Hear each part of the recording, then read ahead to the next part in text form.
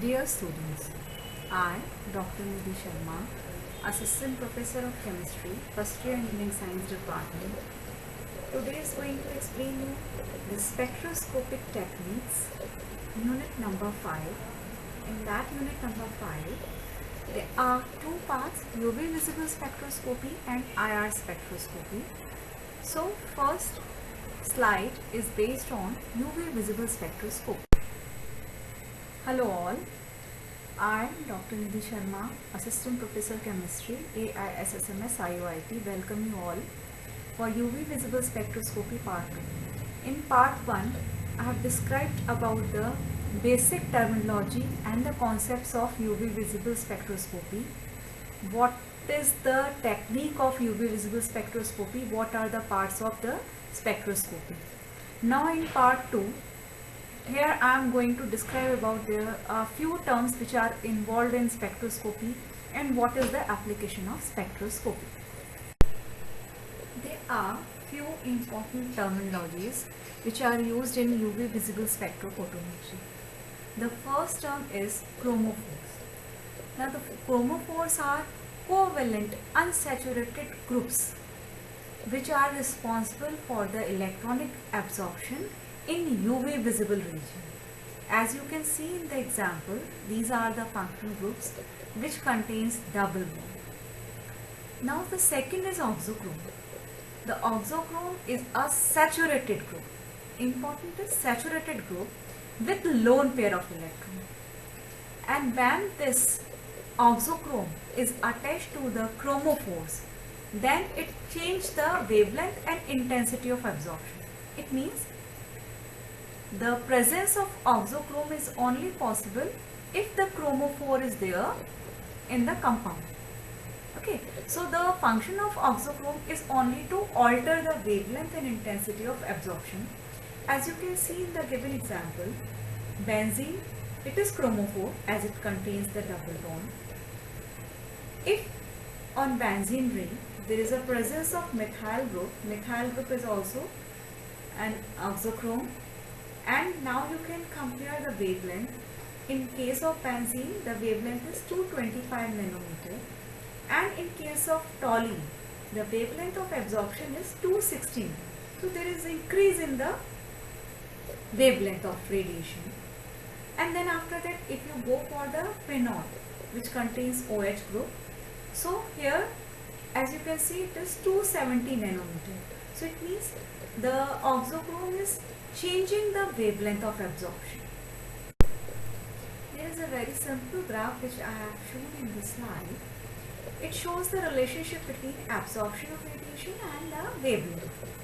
So it covers the four types of effects which occur during the UV visible spectrophotometry. Like the first is bathochromic shift or the red shift. It shows that there is an increase in the wavelength. Then on another part, there is hypsochromic shift or blue shift, which shows the decrease in the wavelength. Then hypochromic shift, it shows the decrease in the intensity of radiation. And hyperchromic shift, it shows the increase in the intensity of radiation. So one by one, we are going to discuss these points. First, the bathochromic shift, which is also known as red shift. As it is clear from its name, red shift means more wavelength, higher wavelength. So when absorption maximum of a compound shifts towards the longer wavelength, then it is called bathochromic or red shift. Now, how it happens, why it happens? It happens due to the presence of oxochrome or due to the change of solvent, due to the change of medium. Both factors can be responsible for the red shift. Now the example clearly shows, the first example is of para-nitrophenol. Now as you can see, in para-nitrophenol, if we are adding alkaline medium, if we are changing the medium, there will be a change in the wavelength. Earlier in para-nitrophenol, it was only 255 nanometer, and then after changing the medium, when the medium is alkaline, then what happens? The H plus from OH group combines with the alkaline medium to form water, and there is a development of the minus charge on oxide, which is called para-nitrophenoxide ion, and as you can see, the wavelength is 265 nanometer. So there is increase in the wavelength due to the change in the solvent. Next shift is hypsochromic shift or blue shift.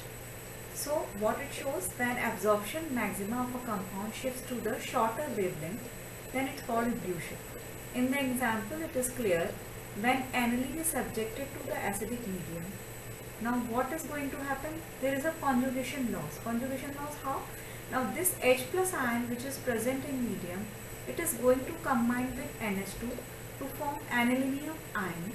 As there is a formation of, as there is plus charge over nitrogen, so the conjugation is less. Earlier there was a presence of lone pair of electron, due to which there is a resonance in the compound, and the wavelength was 280 nanometer. But due to the addition of H plus ion, as there is anilinium ion, so now there is no lone pair of electron, less conjugation, less resonance. So due to that, the wavelength decreases, which is 265 nanometer. Third type of shift is hyperchromic shift. Hyperchromic shift means when the absorption intensity of a compound increases, then it is called hyperchromic shift. If suppose how it happens due to the presence of oxochrome. As you can see in the example, this pyridine is given, the intensity is 2750. If in pyridine there is an addition of methyl which is working as an oxochrome, the change in intensity is there, the intensity changes to 3560. So again, like hyperchromic effect is also due to the addition of solvent or the presence of oxochrome. The last effect is hypochromic effect. Hypochromic effect means the decrease in the intensity of radiation is called hypochromic effect. Basically, the hypochromic effect occurs due to the change in the geometry of the molecule. If there is change in the geometry of the molecule, then the decrease in the intensity takes place. For example, this tranexamic acid. In tranexamic acid, as you can see, the intensity of absorption is 15900, and in case of cis-cinnamic acid, there is just only a change in geometry. In cis-cinnamic acid, the intensity of radiation decreases, which is 10700. So due to the change in geometry, if the intensity of light decreases, then it is called hypochromic effect. Now the next part is how these transitions occur actually. As already in the beginning I have described that UV visible radiation are responsible for electronic excitation. So first of all, we should understand before electronic transition how many types of electrons are there. So basically there are three types of electron: the sigma electron, pi electron and n electron, which are also known as lone pair electron. As you can see the energy level, the sigma electron, and after that the pi electron, then n electron, then pi star means anti-bonding pi electron, anti-bonding sigma. So this is the energy level. Now what type of electronic transition actually takes place when a molecule is subjected to the UV or visible region? Its electrons are promoted from bonding to anti-bonding molecular orbital during the transition. Now the very first type of transition which is possible is sigma to sigma star. Sigma star means sigma anti-bonding transition. Now first of all, it should be clear that in which type of compounds this transition is possible. Sigma is responsible for the single bond character, and the transition is also taking place in sigma anti-bonding sigma molecular orbital. Hence, it is clear that sigma to sigma star transition is only possible in saturated compounds. An electron in bonding sigma orbital is excited to the corresponding anti-bonding orbital. The energy required is very large. For example, like methane is the example. It shows the absorption maximum at 125 nanometer. Absorption maxima due to the sigma to sigma star transitions are actually not seen in UV visible spectrophotometer, because the reason being UV visible spectra covers 200 to 700 nanometer, and if the wavelength is less than that, then this wavelength cannot be studied, cannot be recovered in UV visible spectrum. So it means sigma to sigma transition star transitions cannot be recovered in UV visible spectrum. Second type of transition which is possible is N to sigma star transition. N to sigma star transition means what are the conditions first which are required. N means there should be a presence of lone pair, and sigma means saturated. So hence the saturated compounds containing heteroatoms with lone pair like oxygen, nitrogen, sulfur. These compounds are responsible for N to sigma star transition. These transitions usually need less energy than sigma to sigma star transitions. These can be initiated by light whose wavelength is from 150 to 250 nanometer. So the number of organic functional groups which are having N to sigma star peaks covers the very small UV region. Carbon example is carbon with heteroatoms like carbon oxygen, carbon nitrogen, carbon fluorine, in which the N to sigma star transition is possible. The third transition is pi to pi star transition. Pi to pi star transition means the compound should be unsaturated. Carbon with double bond or triple bond or aromatic compound shows the pi to pi star transition. They require less energy and high wavelength. Transitions like in alkenes, alkynes, carbonyls, nitriles, these type of transitions are present. The fourth transition is N to pi star. N means presence of lone pair or electron. Pi means unsaturated. Hence, unsaturated compounds containing heteroatoms with lone pair like nitrogen, oxygen, sulfur shows this type of transition. They require less energy and longer wavelength, around 300 nanometer. An example of these transitions are C double bond O, C double bond N, C double bond. So as now we can see, the maximum energy which is required for the transition is in sigma to sigma star transitions. Okay. And the less energy is required in N to pi star transition.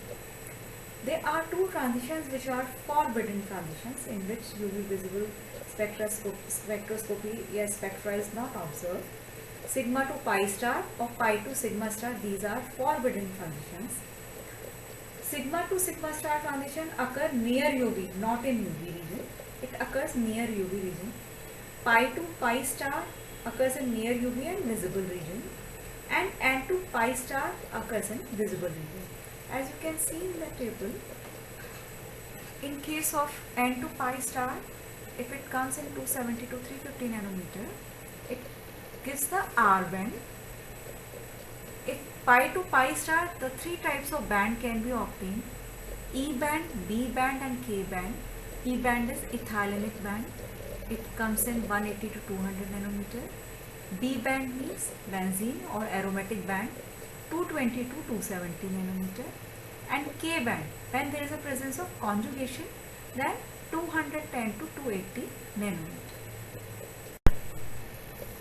The last part of the UV visible spectrophotometry is the application of UV visible spectrophotometry. Now, first application is qualitative analysis. UV visible spectrum are very much useful to obtain the knowledge about the unknown organic compound, some new organic compound, with the help of UV visible spectrophotometer. How we do it? We compare the spectra with the various known compound, and then the physical and chemical properties can be described for the unknown compound. Second is quantitative analysis. As already it has been explained, with the help of Bayer's law, when we draw the graph between absorbance and concentration, the straight line graph is obtained, and with the help of this straight line graph, the concentration of unknown solution can be obtained. The third most important application is the chemical kinetics. As definitely it is clear from the second application, we can find out the concentration of the solution, and chemical kinetics is the analysis of the compound, is the analysis of speed of the reaction in which we observe the concentration of the compound.